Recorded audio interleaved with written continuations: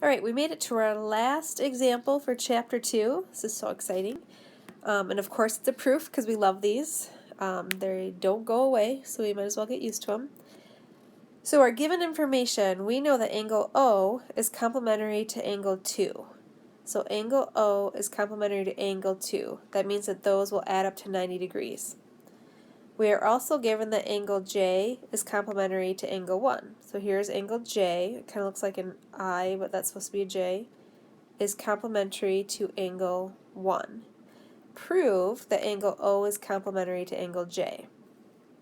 I'll go ahead and make that a J right there so it's more clear. Alright, so in our statements, we have angle O is complementary to angle 2 and angle J is complementary to angle 1. Both of those were given to us, so we just write given. Alright, so what else do we know about our picture up here, or our figure? Well, if you take a look, we have intersecting lines that give us angle 1 and angle 2. So those are vertical angles, and when you have vertical angles, we know that they will be congruent. That's something we can assume. So angle 1 is congruent to angle 2.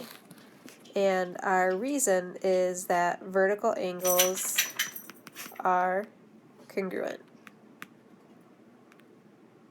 You may have just heard my dog's dog collar. She just came in the room. Alright. Now, because angle 1 and angle 2 are congruent to each other, we can go ahead and say that angle O is congruent to angle J, which is what we are trying to prove. And that comes from